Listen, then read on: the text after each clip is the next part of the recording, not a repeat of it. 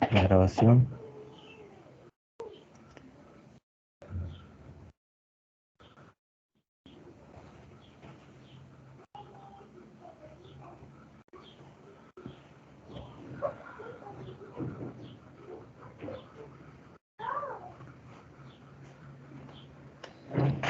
Si alcanzan a ver la presentación, me comunican, la acabo de compartir.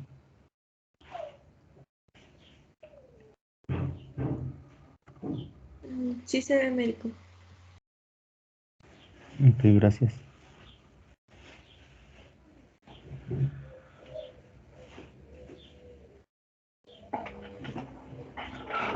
Bien. Ya hablamos previamente de los diferentes campos, ¿no?, de trabajo de la biotecnología.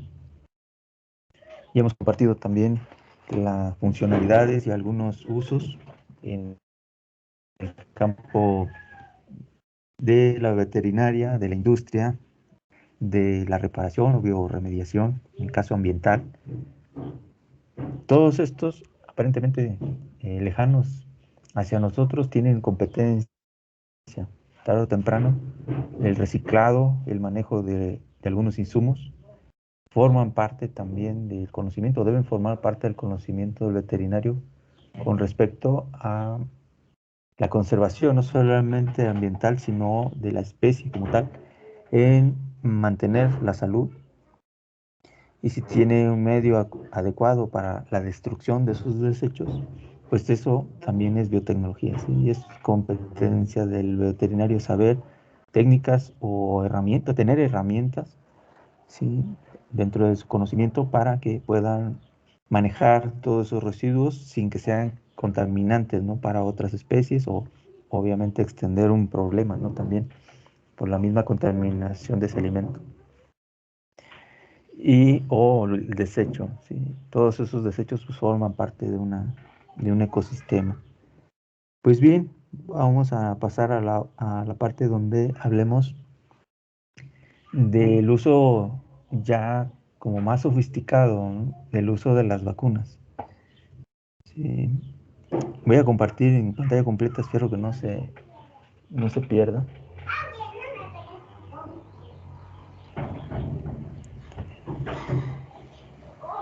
Y ustedes comentarán o podemos platicar precisamente qué es una vacuna. Pues este es un elemento, sí, que lo colocamos de forma artificial a un agente infeccioso, ¿sí? Y eso generalmente se denomina procedimiento de vacunación, y es el proceso que permite generar resistencia a esta enfermedad que sea infecciosa, ¿sí? Y utilizando ya sea una porción de ese agente infeccioso, una pequeña porción, modificarlo o inactivarlo, ¿sí? Y conlleva pues, de manipular literalmente, ¿sí?, a nivel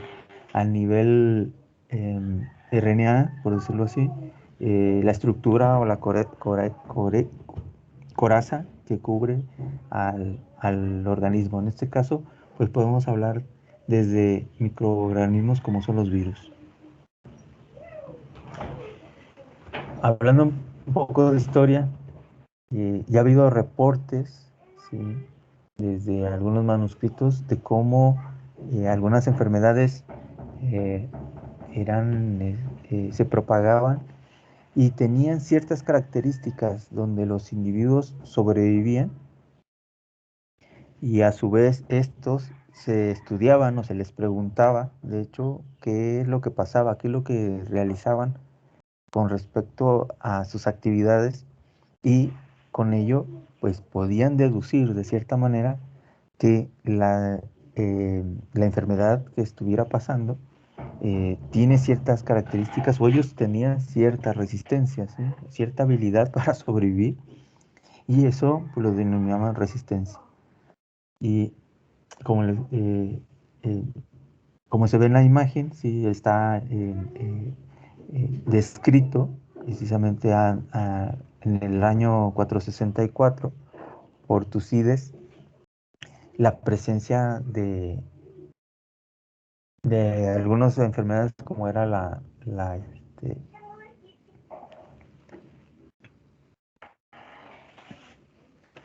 desde la peste hasta la viruela, ¿sí?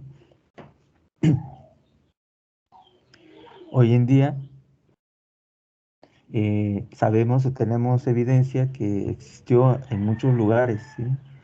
Y aproximadamente de, eh, desde antes de Cristo, como una buena cantidad de años, unos 10.000 años, hay reportes, ¿sí?, que se extienden desde algunas rocas hasta panfletos o pergaminos como es en la actualidad, ¿sí?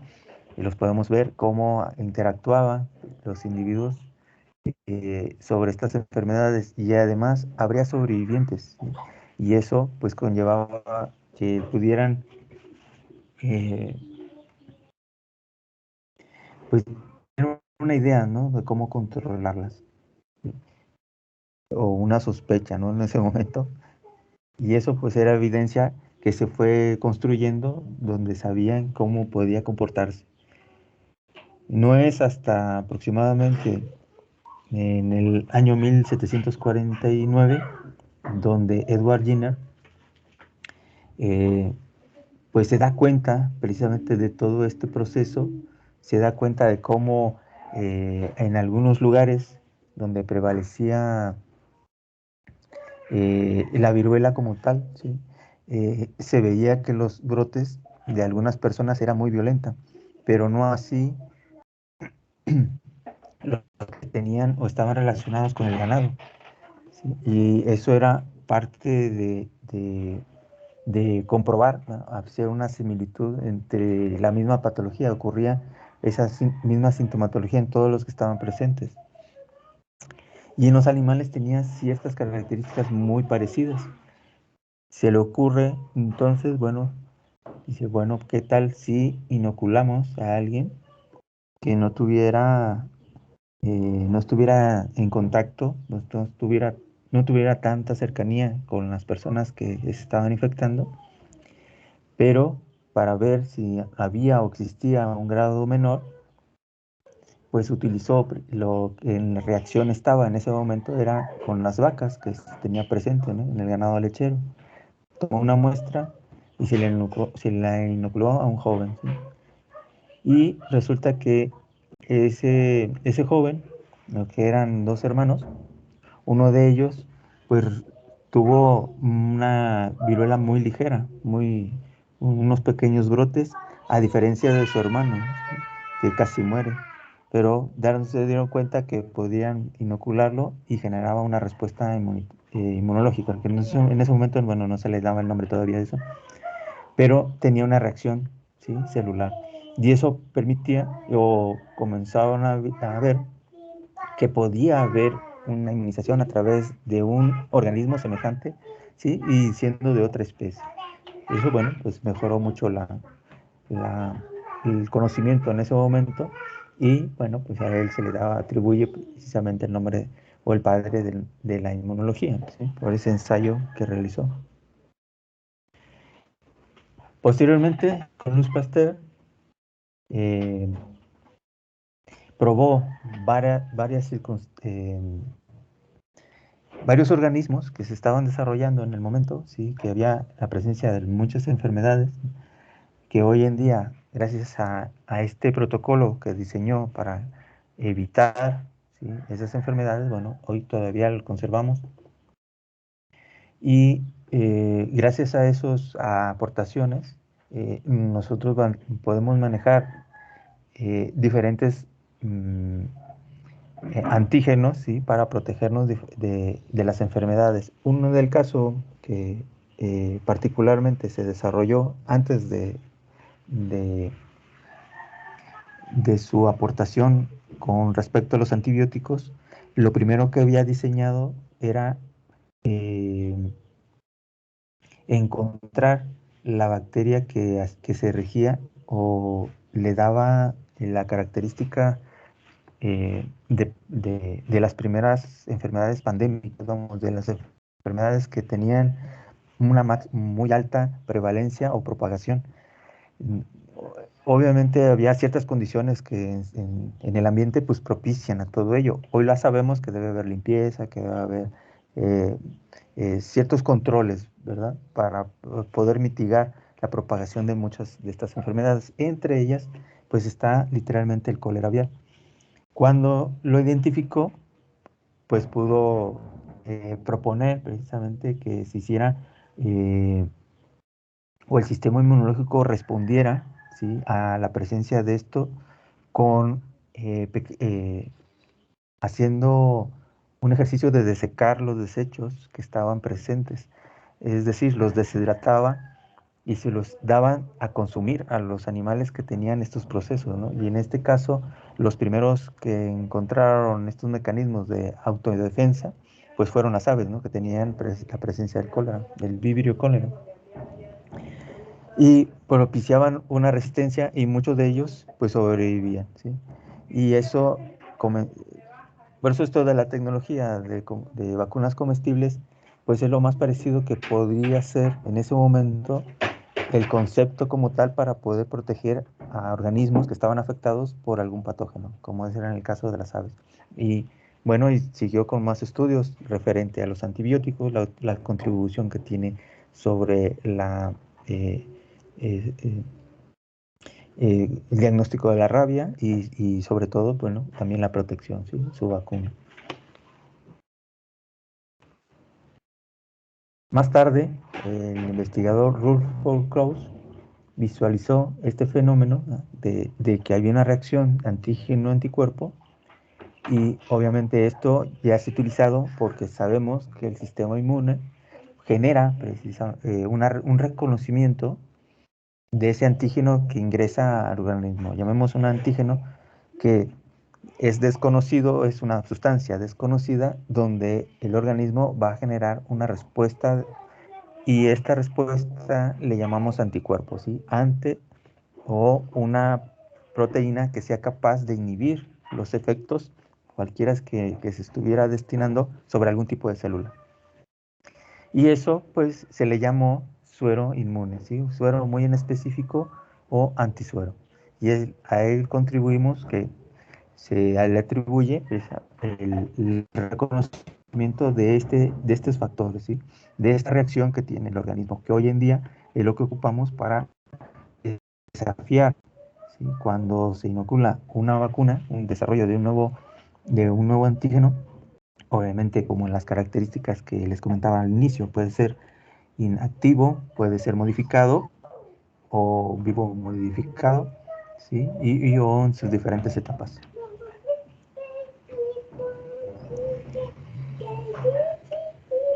Pues bien, con esto, esta utilización que se tenía de ese suero, de que se podía generar un suero con antígeno anticuerpo, dio la pauta para poder generar muchas cantidades o que sean suficientes para poder inmunizar a una población más grande, ¿sí?, más amplia. Pero en ese tiempo solamente se podía reconocer que el individuo en pocas cantidades pues generaban este tipo de factor de inmunización en cada organismo. Pero ahora había un desafío que se tenía que realizar a gran cantidad o número de individuos, ya sea animales o personas.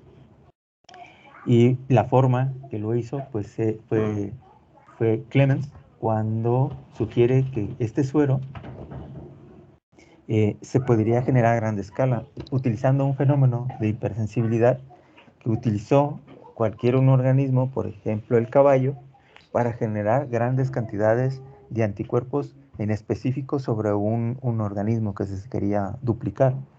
Y esta reacción de hipersensibilidad generaba grandes cantidades de suero, de ese suero que mencionaba el ruso.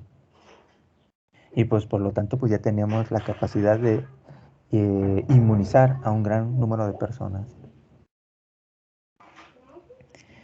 A su vez, con esta misma característica también se determinaba eh, la reacción de hipersensibilidad, pero también esto generaba que en algunos organismos tuvieran una reacción inmunológica que podía alterar severamente, ¿sí?, una hipersensibilidad muy activa y genera una reacción, pues,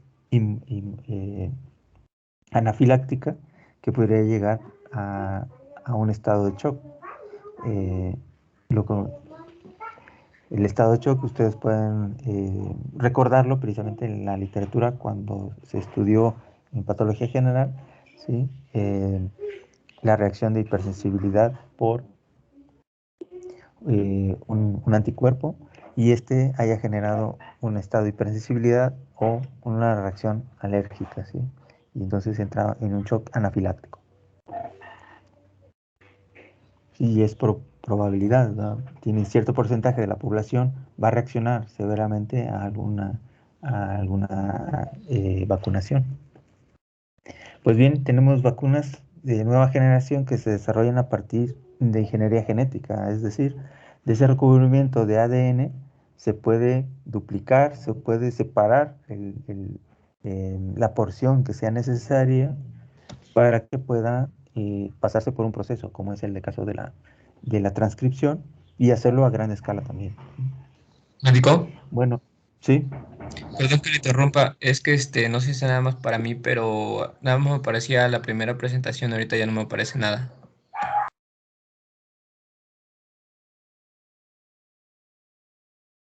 permítame.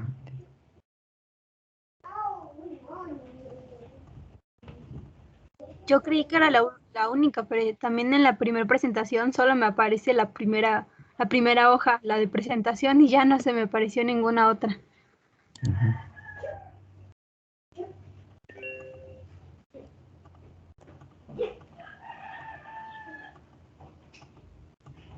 No se ve movimiento. Es que le muevo y no. Para mí sí me estoy No, moviendo. no, No, no, médico. Doc, se queda en la primera. Uh-huh.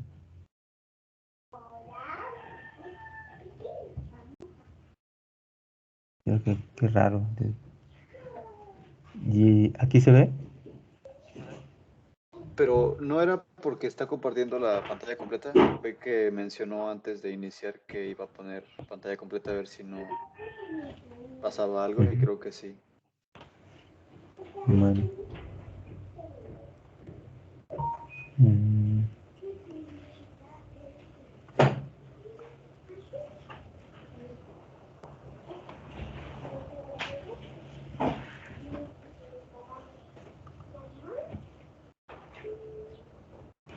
Que es lo extraño de esto. Hay algún paso que no vi. Ahí ya se ve usted Ah, moviendo el cursor, pero... Ah, bueno, ya la quito. uh-huh. ¿Y ahora sí lo ven? Esta, Sí, médico. Ahora sí ya se aprecia. La primera presentación. sí. Uh-huh. ¿Y aquí se ve? Sí, ya. Ok, le voy a recordar un poco de lo que comentaba. Y qué bueno porque ya se quitó el sonido de acá afuera y no me dejaba concentrar. No, es bien, suenan en el audífono y también se oye en mis auriculares. El ruido de acá. ¿No? Ya les decía que son las vacunas y el hecho de que se hayan construido en diferentes circunstancias, pero obviamente a través de la observación. Y recordemos que una vacuna pues es precisamente una exposición artificial a un agente infeccioso y se va a inocular para que tenga una reacción el organismo, ¿sí? Y lo que se pretende es que haya una reacción que favorezca a la protección y sobre todo cuando se inocula cierta porción es para que ataque esa porción, ya sea de una partecita de un campo de ciertos aminoácidos o la coraza o como ocurre actualmente con el coronavirus, ¿no? Como es un spike, nomás es una espinita, eh, sea suficiente para limitar la propagación del virus, la replicación y sobre todo el control, porque ya se tiene un sistema inmunológico que esté ya avisado previamente, ¿no? Ya se tienen inmunoglobulinas cuando reacciona.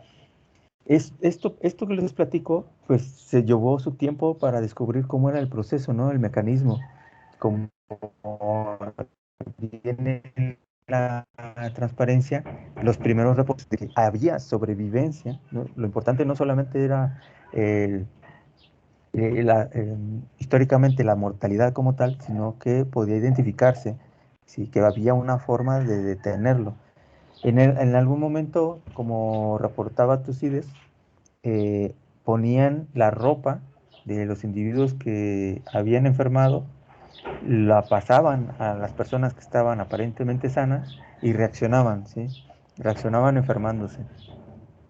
Obviamente la ropa iba húmeda, ¿verdad? Iba sucia, pero eso conllevaba que había una forma de transmitirlo con un vector que hacía este tipo de cosas, ¿no? A través de la viruela. Entonces, antecede a mucho. Los efectos pues se podían apreciar, ¿no? Y la mortalidad era elevada. Y era colateral precisamente al proceso infeccioso, al proceso viral. Y eso es lo que en la historia se fue reportando, que había casos donde podrían sobrevivir. No fue hasta que se encontró de una manera de atacar o de accionar el sistema inmunológico a través de la implantación de una viruela, pero que era hermana, ¿sí? De este proceso.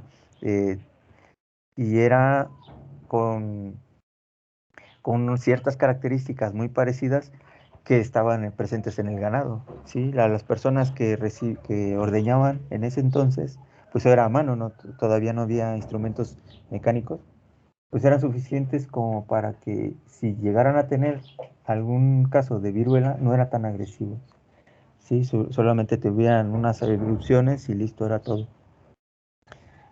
Pero en el caso contrario, las personas que estaban directamente relacionadas con personas enfermas, ¿ya? Directamente de persona a persona, pues tenían cierta reacción que los llevaba en algunos casos, bueno, en la mayoría, pues, a la muerte, ¿no? En la mayoría de los casos llevaba a la muerte. Pero a las personas que estaban en las granjas no les pasaba esto, ¿sí? Era muy poca la mortalidad. Y ahí es donde se genera la hipótesis para utilizar las viruelas que estaban presentes en el ganado, inocular a las personas, y con ellas, bueno, se probó precisamente que podía detenerse la enfermedad en ese sentido. Ya les decía que Louis Pasteur, como antes de comenzar a hablar de los antibióticos, que fue lo más relevante, se tenía ya un proceso donde desecaba, ¿sí? Algunos desechos que encontraba, se los daba de consumir a los animales y formaba una inoculación también. Entonces ya comenzamos a tener los principios ahí de una vacunación comestible, ¿no? Podían consumirlo y los casos del vívido cólera o la presencia de este disminuía, ¿sí? Disminuían considerablemente la mortalidad de las aves. Y eso inició con las aves, ¿sí? Posteriormente ya sabemos todo lo demás, ¿no? Todo lo que hizo. Y ya regresando al sistema inmunológico, cómo se trabajaba o se descubrió el antígeno anticuerpo, ¿sí? Que estaba presente y podría generarse para poder comenzar a tener una inmunización, ¿no? Una inmunización que, pensándolo en esas fechas, todavía se estaba en etapas, pues, en etapas iniciales la vacunación, pero no se tenía claro cómo se podría generar a gran escala, ¿no? Como le estaba comentando en la siguiente transparencia, que es esta, donde podría generarse ese suero a gran escala, ¿sí? Y aquí ya comienza la industrialización, ¿no? De cómo se podría hacer para llegar a inmunizar a unas poblaciones ya de buen tamaño, ¿no? Pues bien, las vacunas de nueva generación se desarrollan a partir de ingeniería genética. Lo que es ahora el descubrimiento de estas ciencias es cómo está constituido, a través de los genes, cómo están constituidos los organismos y a partir de ahí generar estas respuestas inmunológicas, ¿sí?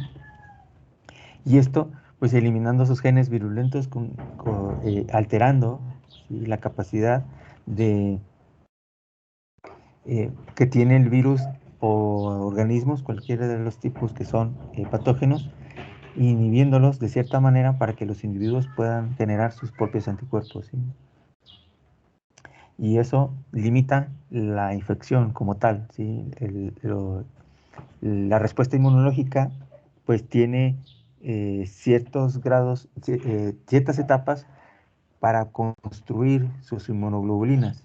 Y si se les proporciona dentro de esas etapas, aproximadamente debe de generarse 3 etapas para poder llegar a una inmunoglobulina. Si nos adelantamos, podemos ir limitando la velocidad con que los virus se propagan y disminuyendo la reacción que tienen los individuos. Porque si pensamos en las reacciones que había con la viruela, por ejemplo, que se utilizaba en el ganado y luego pasar, inocular a un individuo y desafiarlo al que estuviera, que se fuera la viruela humana, pues tardaba un buen tiempo. Tenía que tener unos 15 días de inmunización. Posteriormente a esos días de inmunización, llegar a una persona que estuviera viva todavía y luego esa debe sobrevivir a esos otros 15 días de sobrevivir a esa inoculación. Ya estamos hablando de 30 días. Lo que estamos haciendo acá con la ingeniería genética es reducir el tiempo, ¿sí? Esos 15 días muy importantes son donde pasan muchas cosas, ¿sí? El sistema inmunológico va a responder, no podemos cambiar la velocidad donde responde el individuo, pero sí los pasos para que pueda generarse esa inmunización. Por eso es la importancia de la vacuna comestible. Aquí llega una de sus razones de ser o su justificación, porque si podemos anexarlo a un individuo, por ejemplo, una planta, si se lo podemos inocular el ADN, lo genera y hace una transcripción, ¿sí? Que es suficientemente viable para que al momento de ser transformada y consumida, esa porción es absorbida, ¿sí? Por el organismo y cuando exista un desafío, es decir, cuando exista la enfermedad, siempre no estamos presentes, pero cuando haya las condiciones para que se presente la enfermedad, seguramente no va a tener la agresividad como que si estuviera todo el patógeno completo, ¿no? Que tuviera todo el campo abierto para poder lesionar todo el tejido. Cuando ya hay una respuesta, cuando ya hay inmunoglobulinas presentes, van a irse a atacar esa porción, ¿sí? Que se vea limitado, que va a estar más cercana al intestino. El 80% de las reacciones inmunológicas ocurren en el intestino, ¿sí? Ahí inician. Y cuando se tiene esa capacidad, seguramente cuando el patógeno quiera aumentar de tamaño, va a ser inhibido, pero ya no por la biota que está presente, sino por el sistema inmunológico como tal. Y ese ciclo, pues es lo que inhibe precisamente lo que puede llamarse como vacuna comestible. Esta sería su función. Y ahora, ¿qué llamamos vacuna comestible? Son todas las plantas modificadas genéticamente y estos forman un sistema donde generan esa vacuna, ¿sí? Esas presentan una expresión multigeneracional, es decir, se pueden transcribir en un montón de plantas y van a ser las partes, todas ellas, no digestibles, pero sí comestibles, ¿sí? Pueden consumirse y tener ya una buena cantidad de antígeno, ¿sí? Que va a ir propiciando que se haya una mejora o una protección, ¿sí? Por parte del sistema inmunológico. Uno de los que propician este tipo de transporte son los granos, las semillas, como es el caso del maíz, el trigo, la soya y algunos frutos son muy buenos para poder llevar a cabo este tipo de actividades, ¿sí? No se diga también muchos de los tubérculos, ¿no? Como las papas, por el alto contenido de azúcares que tiene, puede hacerse esta transcripción y pueden mantenerse en el tubérculo, ¿sí? Como es en el caso de la papa. Hoy en día hay muchas papas que ya en Indonesia, en Asia, se están utilizando para detener muchas de las enfermedades pandémicas que tienen, ¿no? Como es en el caso hoy en día de la fiebre porcina que está presente ya en nuestro continente.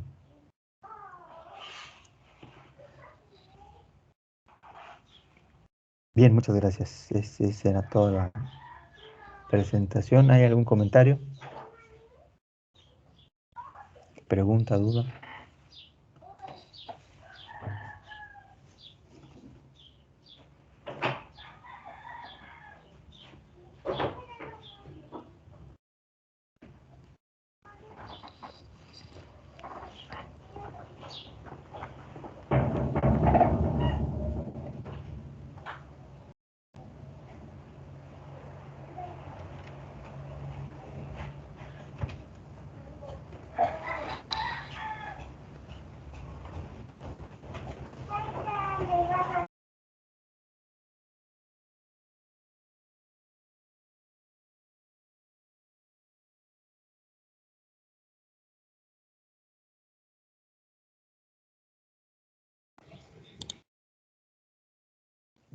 Bueno, yo médico, en su última presentación decía que se utilizaban las plantas para producir unas proteínas de interés. ¿Proteínas de interés se refiere con sistema inmunológico o algún otro tipo de proteína que se puede producir a través de estas? Sí, buena pregunta. Sí, pueden ser las que característica o la característica que nosotros necesitemos. La, la secuencia de ácidos o aminoácidos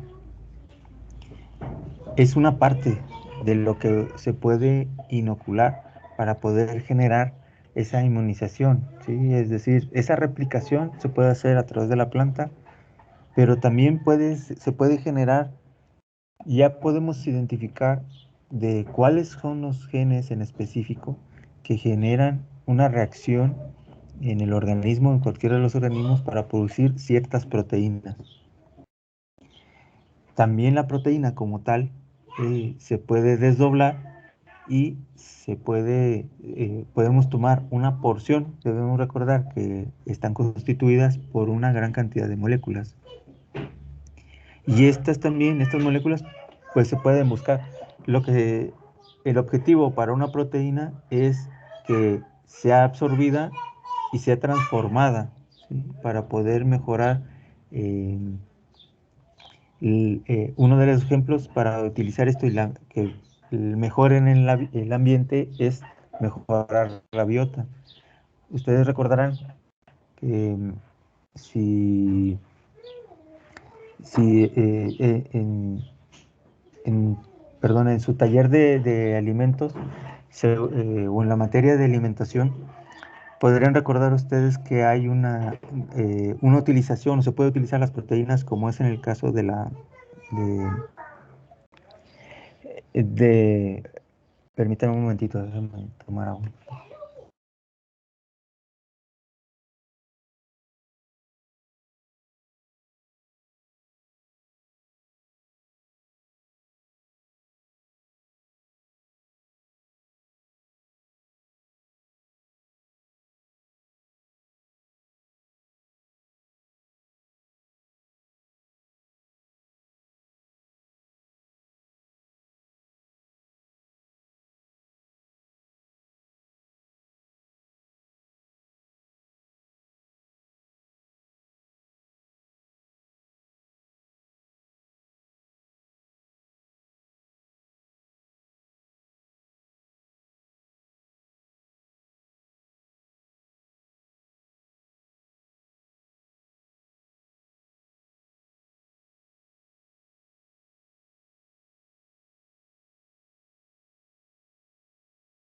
Bien, disculpen porque fue tomar un poquito de agua.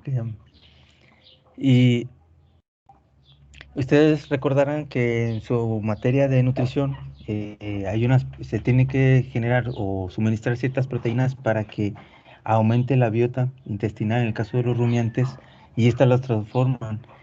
¿Cuáles de estas proteínas que se pueden generar a través de alguna sustancia? El aporte que pueden contribuir es la utilización de urea. Y con la utilización de la urea, las bacterias lo transforman, ¿sí? Y obviamente obtienen más energía y de ahí se generan ciertas proteínas que van a dar lugar a ácidos grasos volátiles. Pero estos fueron generados por la síntesis, ¿sí? La destrucción de esas bacterias.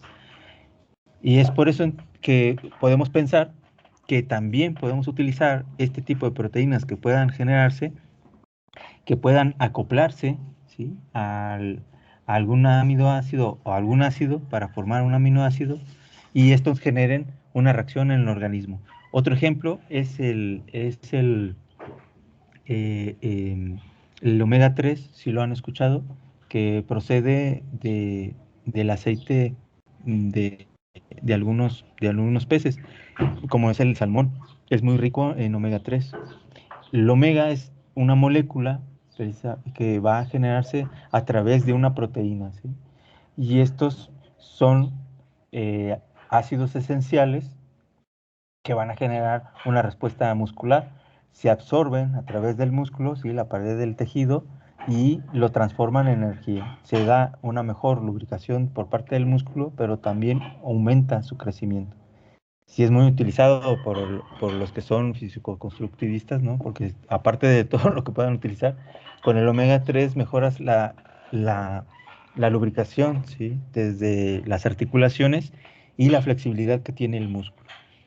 Si le estamos diciendo que es necesario el omega 3 para la alimentación humana, hoy en día hay cerdos que ya en su misma carne, así como en el caso del salmón, ya pueden proveer el omega 3, ¿sí? Y les llaman precisamente, así les llaman, cerditos salmón, porque pueden generar la gran cantidad de este aminoácido, que es esencial, ¿sí? Lo pueden generar a través de la producción génica, porque de los genes sabemos cuáles son los que producen este tipo de reacción, ¿sí?, para producir este tipo de molécula que da lugar a esa proteína, ¿sí? Es todo un enlace. Estos mismos genes son los que ahora los cerdos tienen para hacer esta transcripción y generar ese omega 3 que es esencial en el mismo músculo, ¿sí?, en los músculos de esos cerditos. Y es lógico pensar que cuando en algunas clases creo que estuvimos platicando acerca de la deficiencia que tienen de hierro algunas especies, ¿sí?, de cerditos, lo mismo se está viendo que a través de una recombinación de genes, ¿sí?, de otros genes que estaban por ahí, de algunos cerditos que en, em, que nunca presentaron esta deficiencia o no la presentan en su desarrollo, ¿sí?, en sus primeros días de desarrollo de vida, no la presentan. ¿Por qué? Porque tienen la capacidad de desdoblar desde el alimento, ¿sí?, el hierro, ¿sí?, para transformarlo, y obviamente cuando tenemos más hierro tenemos más capacidad de glóbulos rojos, ¿sí? No hay anemia, es el contrario, ¿no? Cuando tenemos gran cantidad evitamos ese padecimiento. Este gen que tienen estos cerditos, bueno, ahora se está buscando rastreable, ya se ponen marcadores, ¿sí?, son marcadores genéticos para establecer qué de las nuevas descendencias que se tiene de todas las razas que hay, se tiene ya la aportación de ese gen. Y si tiene, bueno, es de donde se realiza el cruzamiento y listo. Y es donde facilita precisamente que no haya esa deficiencia, ¿no?, al nacer, esa deficiencia natal de hierro. Ahora ya se ha evitado. De hecho, la evitaban precisamente con cruzamientos de animales que eran criollos, ¿no?, que estaban, pues, había mucha combinación, ¿no?, de genes de muchas razas, y eso es lo que le llamaban criollo, ¿no? Bueno, pues ellos portaban ese gen precisamente, y por lo tanto pues lo utilizaban y era como un rescate para poderlo proveer. Eso es en sí lo que en la transparencia, los autores que hablaban de la utilización de moléculas, ¿sí?, que pueden originarse o dar lugar a nuevas proteínas. Y esas son las que se utilizan o van a reaccionar, ya sea para que reaccionen, ¿sí?, como es en el caso de los cerditos, o que aparezcan para poder ser sintetizados, ¿sí? Esas son las variantes que puede haber con una sola molécula o con diferentes objetivos con un solo organismo, ¿sí?, o un solo sustancia o herramienta, como les decía, para poder controlar un padecimiento. Si tenemos una molécula que se genera o tenemos la molécula que se va, que va a proveer, ¿sí? Son muchas variantes que se pueden utilizar. ¿Sí? Bien, ¿algún otro comentario, pregunta?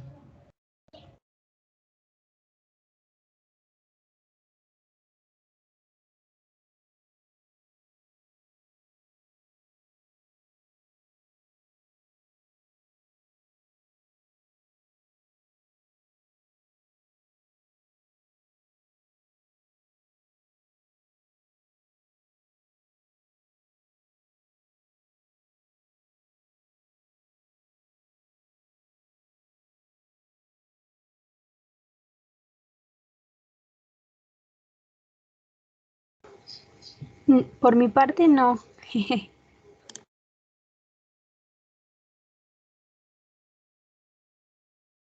Por lo mío, yo tampoco médico. Nomás era.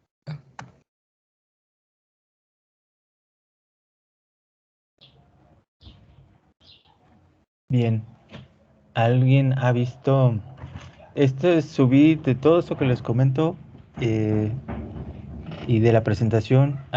Es una tesis, la subí para que si quieren ver la parte teórica, este, eh, está concentrado todo esto que les estaba comentando y ustedes puedan tener más información si así lo requieren.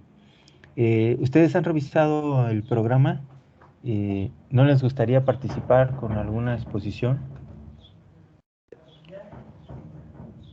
para la siguiente clase?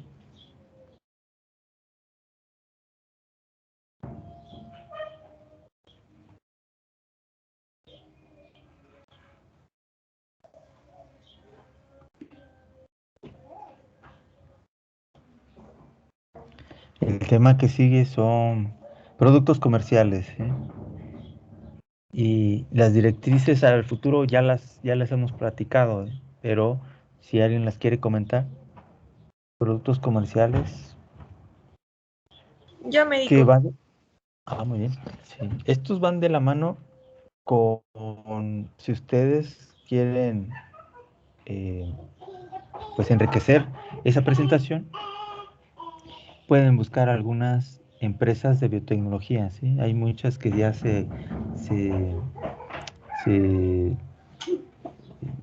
se publicitan o se ven, ¿sí? A través de sus páginas web, ¿sí? Hay muchas ya. Pero bien. Entonces, Rubí es... Sí, médico, hago el de productos comerciales. muy bien, Rubí, gracias.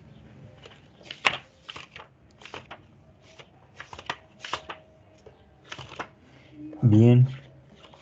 ¿Alguien quiere comentar de las directrices?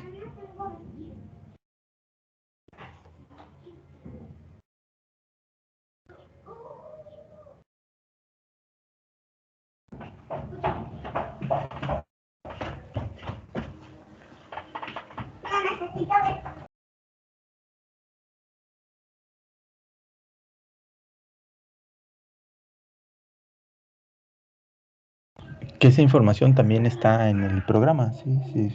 Si revisan la columna de bibliografía, ahí vienen también para poder echar mano de esa bibliografía, pero pues ya hay bastante información. Yo les voy a estar subiendo, conforme vamos avanzando en los temas, alguna publicación o libro relacionado, ¿sí? Pero pues también es interesante que si hacen lujo de lo que han aprendido, ¿no? De búsqueda de información a través de Google Académico y todas estas herramientas de la biblioteca, puede ser que encuentren algunas buenas artículos o unas publicaciones que puedan compartir con nosotros. Bien. ¿Hay alguna pregunta, duda al momento?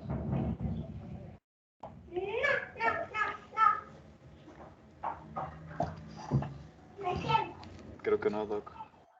Bueno, al término de esta, que es para entrar en la segunda unidad, vamos a hacer algunos ejercicios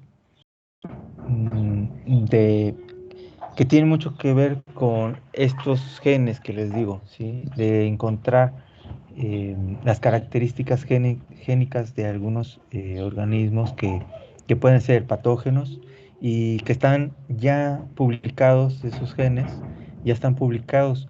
Les voy a mostrar cómo podemos buscar precisamente o buscarlos dentro de las páginas de los bancos de genes o de algunas proteínas en específico que queremos, que son importantes para nosotros, ¿no? Que podemos utilizar ya sea para encontrar el organismo en su diagnóstico, porque podemos tener, ya tenemos estructuras completas de muchas bacterias, como la E. coli, la Salmonella, o algunos virus, como es en el caso de la rabia o de los castle en aves, etcétera, ya están disponibles. Y lo que podemos hacer es buscar esos genes, ¿verdad? Y para que ustedes lo conozcan, cómo se ven en esas plataformas, ¿no? Cómo está la estructura colocada, ¿sí? Y esas secuencias, pues para que se den una idea de dónde pueden encontrarlo. Y eso quiero mostrárselo terminando de esta sección. Terminando la segunda unidad, y ahí platicaremos cómo se extraen esos genes y haremos un pequeño ejercicio con utensilios de cocina que literalmente están en la cocina y vamos a extraer ADN. Vamos a extraer ya sea de pues que sería bueno, cuando sean granitos pequeños, como son las,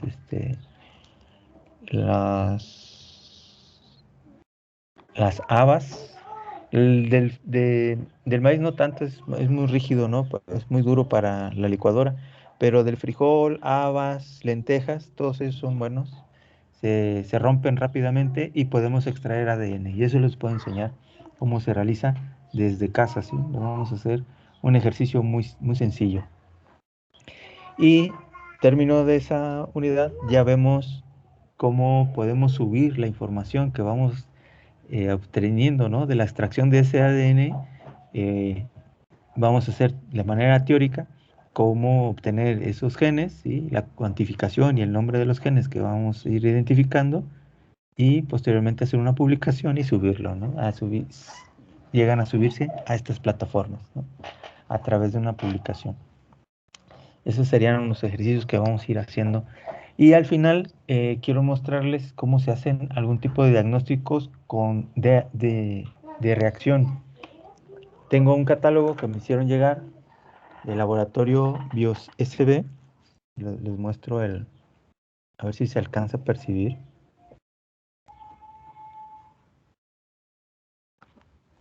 Porque ve que luego cambia con el de este laboratorio.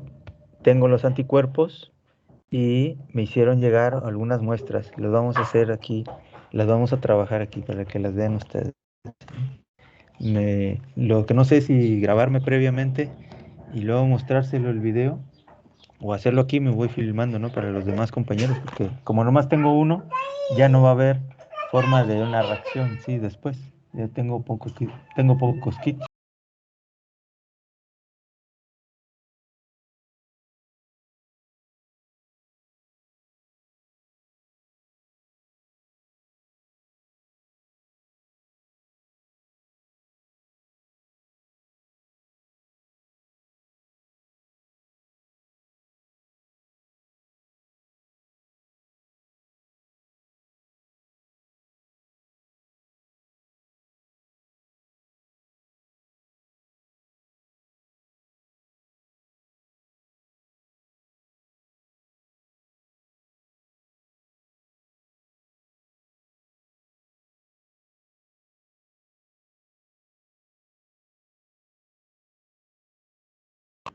No se alcanza a percibir si no es humano, no se ve en el, en el video. Pero bueno, no se lo quiero quitar porque luego atrás pasan personas, ¿no? Bien, entonces, si no hay preguntas, pues dejamos la sesión de hoy y nos veríamos escuchamos el próximo jueves, ¿verdad?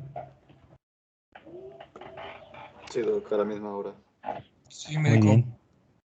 Entonces nos estaríamos escuchando el próximo jueves. Entonces hasta el momento es todo y pues tengan bonita tarde. Gracias, médico. Hasta luego. Igualmente, Gracias, Doc. médico. Hasta Gracias. luego. Nos vemos.